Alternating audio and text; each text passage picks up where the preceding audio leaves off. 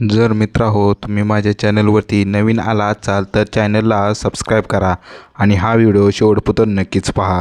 जर तुम्हाला हा व्हिडिओ आवडला असेल तर व्हिडिओला लाईक आणि चॅनलला सबस्क्राईब करायला विसरू नका।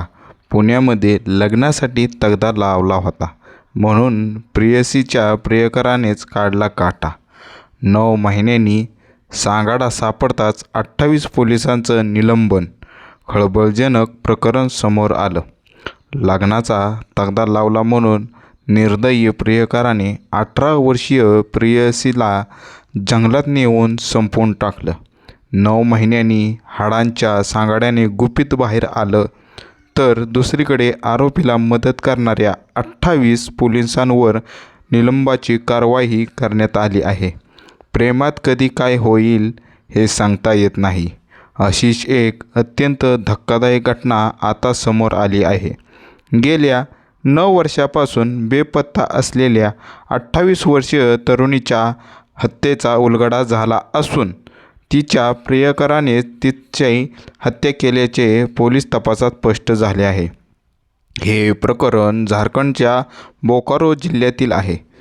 धक्कादायक बाब म्हणजे या प्रकरणाचा तपास ज्या पोलिसांकडे सोपवण्यात आला होता त्यांनीच आरोपीला मदत केल्याचा संशय निर्माण झाल्याने तब्बल 28 वर्षांना निलंबित करण्यात आले आहे। लग्नासाठी तगादा लावते म्हणून प्रेयसीच्या प्रियकरानेच काढला काटा। 9 महिन्यांनी सांगाडा सापडताच 28 पोलिसांचं निलंबन झालं।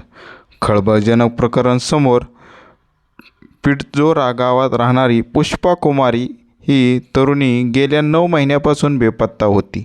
शनिवारी चारोलीला पंचायतीच्या मधुदांड जिल्ह्यातून तिचे अवशेष जप्त करण्यात आले।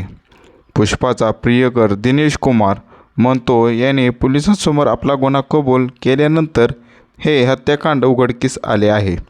गेल्या 3 वर्षापासून त्याचे प्रेमसंबंध होते।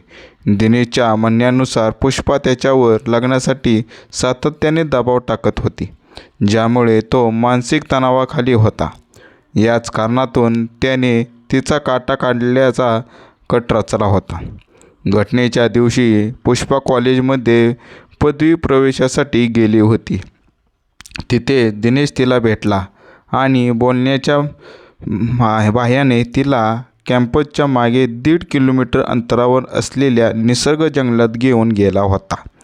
तिथे त्याने तिच्यावर चाकूने वार करून तिची हत्या केली। मृतदेह झाडाझुडपात लपवून त्याने रक्ताचे माखलेला चाकू रस्त्यावर फेकून दिला आणि तिथून पळून गेला। विशेष म्हणजे तपास पथकाने घटनास्थळावरून हाडे, कपडे आणि हत्येसाठी वापरलेले शस्त्र जप्त केले आहे। तर मित्रांनो, प्रेमात पडताना जरा जपूनच पडा, कारण हे असले प्रकरण आता पुण्यामध्ये जास्त दिसून येत आहेत। तर मित्रांनो, माझा हा व्हिडिओ आजचा आवडला असेल तर चॅनलला सबस्क्राईब करा आणि व्हिडिओला लाईक करून टाका। आणि तुम्ही हा व्हिडिओ शेवटपर्यंत बघितला त्याबद्दल धन्यवाद मित्रांनो। थँक्यू।